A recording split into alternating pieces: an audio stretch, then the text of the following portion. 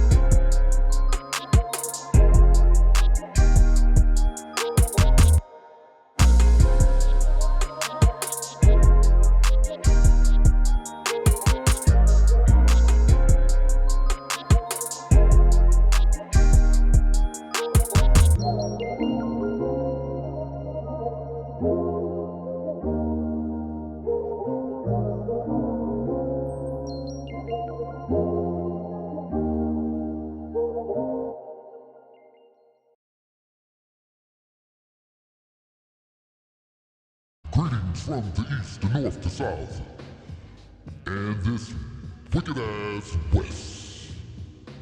The topic, what blacks can learn from the Chinese. The questions, why you think it only took 50 years for the Chinese to become the world's superpower. Let's get into it. I'm your host, I am the one. Okay, let's get into it. If you don't know the Chinese history, I'm going to briefly bring you up to date. The Chinese have this saying about the 100 years of disgrace. In other words, for a whole century, China and the Chinese people were down. Okay, fast forward to 1970. Okay, China was considered a very poor nation. And of course, if you don't really know the history, just look it up. But to make a long story short, America and the West have decided to, what's the word I should use? Corporations decided to have cheap labor. In other words, they took jobs from America and the West, and they did business with China. The thing is, China had cheaper wages. So you got to remember, just do a little history searching. I want you to search the history. Well, what happened was China had a labor force. And of course, as you know, China is the world's largest population. Well, today it's India. But, you know, China today have about 1.4 billion people. And I'm assuming India have maybe 1.6 billion. Now, check my numbers. I could be wrong. But let's just try to stick to the focus here. Back in 1970, America and its corporations decided to outsource labor to China at the expense of American workers. Now, as we know, they never gave 2 cents about black workers' know-how. So what they really did was to offend good Christian white people in that labor force because they wanted bigger profits, okay? They wanted a bigger profit and at the expense of the American workforce. So China was just coming off of a rebellion to gain their independence. Okay? So read the history first. I'm not going to get into the history. But the point is this. They were considered a very, very poor nation. Matter of fact, if you want to put some form of equivalent, it'd be considered somewhat of a third world nation. This was 1970. But after the revolution, they, as America will call it, they pulled themselves up by their bootstraps. You have every nation coming to China for cheap labor. And what happened was they've grown ever since. America had no idea that China would surpass them according to the GDP. Now, if you look at the GDP of America and China, you will see a difference. But the fact of the matter is, certain people never, ever tell the truth. Let me bring them out. Who I'm talking about. This guy right here. Okay? They never tell the truth. But as far as economically, China is the world's largest economy. This video is really not about that, but it's about what they have done from 1970 to 2025. Their cars are just spectacular. How did they do it? And how can black learn from what they have done? They went from depending on others to becoming independent. They formed a great defense. Remember, anytime you gain your independence, you must maintain a defense force that's going to enforce what you have built. Nobody's going to come in and take what you built. You must have a strong defense force. What black people can learn, they went from degradation to education. Their population has become educated. And if you don't believe me, look at their cars. Look at what they have done with technology. Okay? They have become very, very disciplined. One of the things, you go from disorderly to discipline. That's the only way things will work. Don't think for 1 minute you can be disorderly and expect things to grow. What black people can learn from this is there must be a sense of discipline. That is a must. Okay, advanced technology. I'm going to show a clip in this video where there were some young men in Jackson, Mississippi, boasting about how well they can murder other blacks, bragging as if that's a badge of honor. Open a book, young man. Open a book. Forget about that. We live in 2025. Now we are in the era of advanced technology. Open a book. If you ever want to rise from the bottom to the top, And the Chinese have done something that have never been done in the history of the world. They have had a growth in 50 years to become the world's superpower.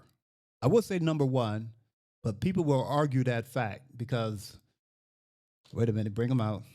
These people would never concede, ever. It ain't in their blood. Another thing, for 100 years, in their history, they'll call it 100 years of, the term escapes my mind, but they have suffered for a whole century. I think it's called like a century of disgrace. I forgot the official term, but in 50 years, 50 to 55 years roughly, they have come from the bottom nations to the number one nation on the planet. Let me show you another clip of their technology and their cars that they have built from a man that laughed at them. I'm talking about Elon Musk, that laughed and said they're not very good. Today, Elon is crying. Let me go to the next clip. Although there's competitors now ramping up, and as you're familiar with BYD vehicles, Warren Buffett owns 10% stake in that. Why do you laugh? BYD is trying to compete. Why do you laugh?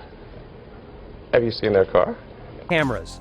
There is autopilot, there is auto parking, all-wheel drive, 570 horsepower with acceleration 3.8 to 100 kilometers. Electric motors made by Huawei with a lifetime warranty for the first owner. Air suspension with CDC technology with height-adjustable clearance from 11 to 15.5 centimeters. Double wishbone at the front, multi-lever at the rear.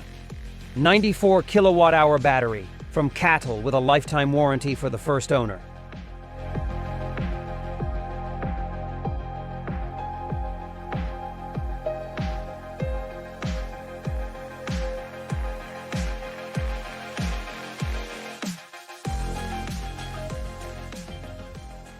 For aerodynamics. There are auto doors, double glazing, and curb weight, 2,300 kilograms. It's leatherette, which is nice to the touch, as well as here. Everything here has been covered in leatherette. Let's talk about that a bit more. I don't know if the camera will convey that or not, but it goes well with this interior.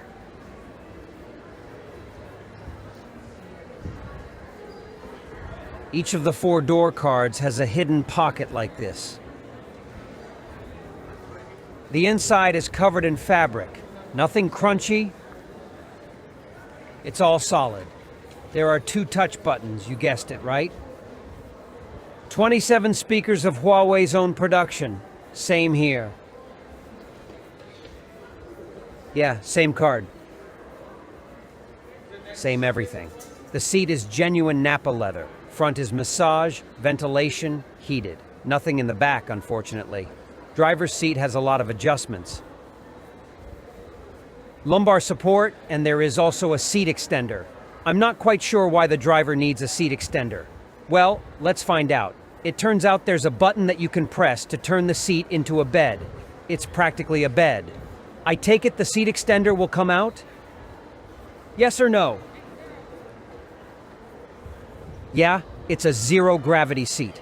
You know what the Chinese like to do now? But it's for relaxing, it's not for driving. You're just resting.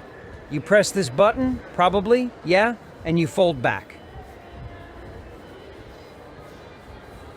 Warren Buffett owns 10% stake in that. Why do you laugh? BYD is trying to compete. Why do you laugh? Have you seen their car? Tell me why you're laughing. You don't see them at all as a competitor? No. Why is that? I don't think they have a great product. You know, one thing I know for a fact is that when people tell you you're not nothing, okay, they're so good for telling you that, especially these people right here, okay? They'll tell you you can't do this, you can't do that. Well, the Chinese did it in 50 to 55 years, okay? Now, I know black people, the first thing black people say, you know what? The Chinese people don't like us, okay? We all seen a commercial where, you know, the black man was in the laundromat with a Chinese woman, and Chinese woman put him in a wash machine. He came out white or yellow, whatever you call the Chinese people color, you know, and she was smiling and people was really offended. You don't have to like people to learn from them. Because if you know a little bit of the history of China, they were invaded by the Russians at the same time, also the British and Americans and the Japanese. You know, I mean, but it is what it is. You know, you learn from certain things, you gather information. The Chinese people did it in 50 years. And I'm saying to my own brothers and sisters, you know, as the Bible says, gather yourselves together. Okay, let's get a plan. The Chinese conquered the world in 50 years. Okay, you may not say, well, they didn't conquer, because if you say conquer, the Americans will make all types of statements saying, oh, no, no, no, they have not overtaken us. But my point is this, 50 years. They rose to the top in 50 years with a plan. I'm saying black people can learn a lot from the Chinese culture. It is what it is. You can get mad all you want to, but we can learn a lot from them. Let me move on with the next clip before I end this video. I'll be back. 15 years ago, the automobile industry began a competition. Who could come up with the best electric vehicle? Because it was understood and generally viewed that's the future of the automobile industry. Okay, Tesla is one of the early pioneers and makes Mr. Elon Musk a household name and rich, very rich. But General Motors works on it, Ford works on it, Toyota works on it, everybody works on it. But here we are now, 15 years later. The Chinese have automobile companies. They work on it too. But they win. They win the competition. The best car, best electric car and truck, at the lowest price, is made by the BYD Corporation, precisely unknown in the United States for a simple reason. They're not permitted to come here. If you go to Europe today and you go on the highways, you'll see BYD vehicles all over the place. Why? Mr. Biden, first Mr. Trump, put a 27% tariff on electric vehicles from China. And then Mr. Biden, while he was still president, raised it to 100%. So if you want to get a BYD electric car, say it costs $30,000. If you're an American company or an American individual, you would have to come up with 30 grand that goes to China to buy the car. And then 100%, another 30 grand that goes to Uncle Sam as a tariff, costing you 60,000. What does this mean? It means that Americans won't buy the Chinese car because it's 60 grand, and they can get for 45 or 50,000 a Tesla or a GM. This is a tariff that protects Tesla and GM. That's why it's there. But it denies to the American people access to the best electric vehicle at the lowest price. Okay, now the same question come up. The same identical question come up. How did they do it? How did the Chinese do it? Of course, we all know, if you know geopolitics, the American government has done everything in its power to keep the Chinese people beneath them. Now, this is the same way that they are doing black people here in this country. But somehow the Chinese managed to elevate themselves and their country. Of course, your enemy will always try to keep you down, always. But they have done a remarkable thing in just 50 years. Now, if you don't know the history of the Chinese people, do a little research. And I want you to see how in 50 years they have elevated their whole country and the people of that country to elevate themselves up. If we can do 50% of what the Chinese have done, when I say we, black people, can do 50% of what the Chinese has done to elevate themselves in their race, that would be a start. Thank you for watching. I am your host. I am the one.